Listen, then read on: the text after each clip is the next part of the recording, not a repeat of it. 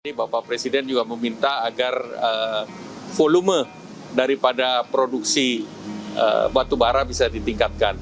Guys, ada info bagus nih. Kali ini bukan sekedar info biasa. Ini sekaligus kabar yang bikin narasi Indonesia bakal rugi karena konflik Iran langsung kena mental, hancur, dan bikin langsung kejungkal. Karena narasinya nggak nyambung sama realitas saat ini. Jadi ya, sejak blokade Selat Hormuz di akhir Februari 2026 kemarin, bikin dunia energi langsung ke mode panik. Ini bukan sekedar gangguan kecil loh, tapi ini salah satu checkpoint vital di dunia. Karena sekitar 20% pasokan minyak global lewat di jalur ini. Sialnya nih ya, hampir 90% minyak yang melewati Selat Hormuz ini ke pasar Asia. Makanya jangan heran nih, kalau negara-negara Asia Tenggara dan sekaligus Asia Timur sekarang itu lagi pusing. Negara-negara ini sekarang langsung cari alternatif energi nih. Dan disinilah batu bara tiba-tiba menjadi pahlawan darurat. Harga batu bara langsung melonjak liar, nggak tanggung-tanggung ya, sempat tembus di atas 140 US dollar per ton. Ini bukan angka yang biasa loh, tapi sinyal bahwa dunia lagi di spread. Dan di titik inilah Indonesia lagi duduk di kursi emas.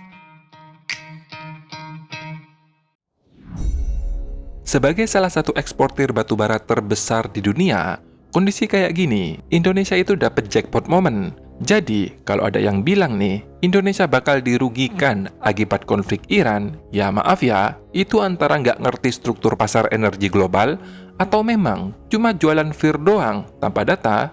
Tapi seperti biasa nih, realita nggak sesimpel harga naik sama dengan semua orang untung. Karena di saat harga global naik nih, pemerintah Indonesia justru lagi nyiapin sesuatu.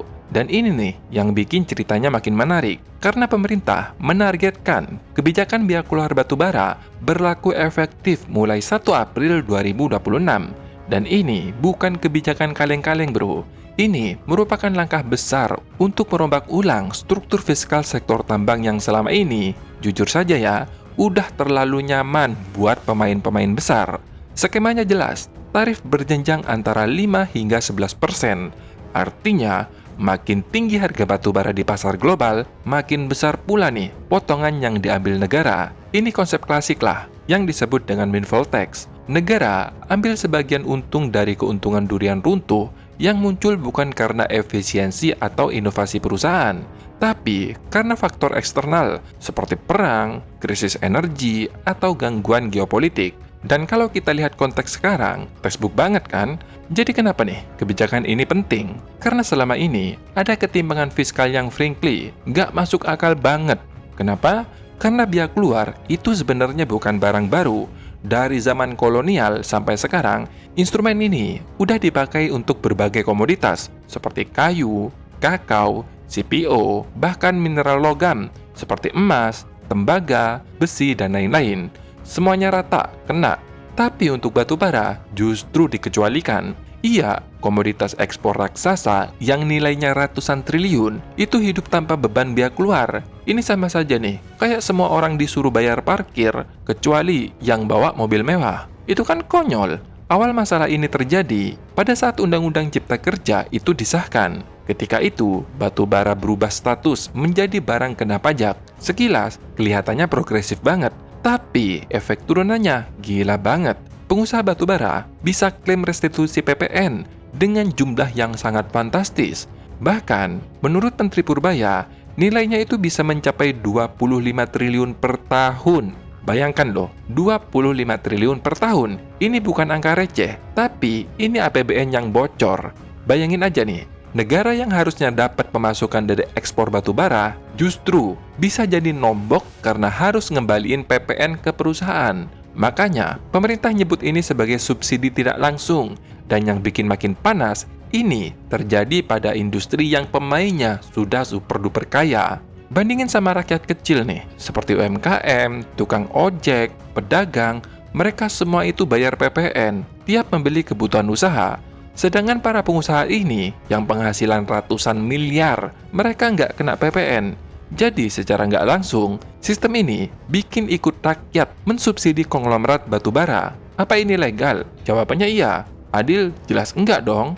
Makanya, kebijakan biaya keluar ini sebenarnya bukan nambah beban baru, tapi balikin keseimbangan yang sudah lama hilang. Dan memang kalau ditarik ke konstitusi ya, ini inline banget sama dasar negara kita, pasal 33 ayat 3 Undang-Undang Dasar 1945, yang berbunyi, sumber daya alam harus digunakan sebesar-besarnya untuk kemakmuran rakyat. Artinya, bukan buat mempertebal margin segelintir pemain besar. Jadi ya, kebijakan biaya keluar untuk batubara ini sangat relevan dan masuk akal banget. Sekarang mari kita zoom out ke level global.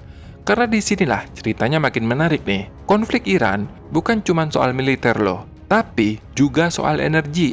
Negara-negara yang sebelumnya nih lagi transisi ke energi bersih, tiba-tiba sekarang balik kanan. Contohnya, Taiwan yang sekarang mulai mempertimbangkan untuk menghidupkan lagi PLTU yang sebelumnya dimatikan.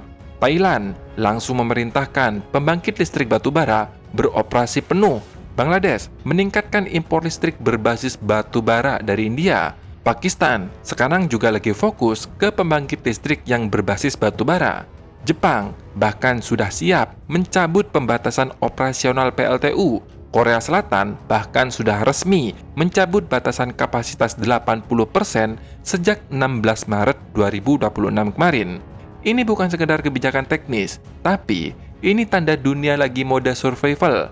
Karena energi bersih itu memang penting, tapi kalau mati lampu, semua teori itu langsung nggak relevan. Dan di situ, batu bara yang selama ini dicap kotor justru menjadi penyelamat sementara. Kalau ditarik ke belakang ya, situasi ini mirip banget nih sama periode 2021 hingga 2023. Kala itu, sama seperti sekarang, terjadi krisis energi global. Dan waktu itu, Indonesia literally panen besar. Artinya sekarang, kita juga lagi masuk ke siklus yang mirip. Dan kalau konflik ini berlanjut, bukan nggak mungkin nih, harganya bisa naik lebih tinggi lagi. Tapi jangan salah loh, untuk jangka panjang, kebijakan ini juga bagus kok. Bukan cuma soal negara mau ambil untung sebanyak mungkin saat harga lagi naik. Justru, ini strategi untuk mendorong hilirisasi dan memperkuat industri di dalam negeri. Logika simpelnya, kalau ekspor kena biaya keluar, pengusaha nantinya bakal cari cara buat jual lebih banyak ke pasar dalam negeri atau pasar domestik. Hasilnya, pasokan di dalam negeri bakal naik dan harga lokal bisa makin ditekan. Dan efeknya tentu masif dong. Sebagai contoh nih, saat ini harga listrik industri di Indonesia itu sekitar Rp997 per kWh. Sedangkan Thailand hanya di kisaran Rp986 per kWh. Di Malaysia bahkan hanya Rp970 per kWh.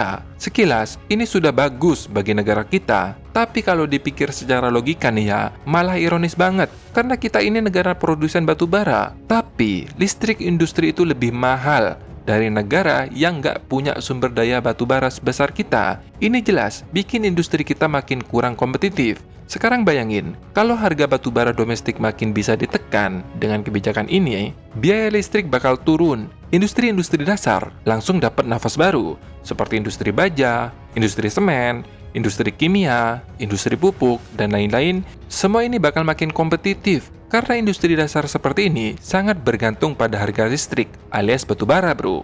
Artinya, setiap penurunan harga batu bara di dalam negeri, efeknya itu bisa berantai. Biaya produksi turun, margin naik, ekspansi lebih agresif, lapangan kerja bisa bertambah, dan akhirnya ekonomi bergerak lebih cepat.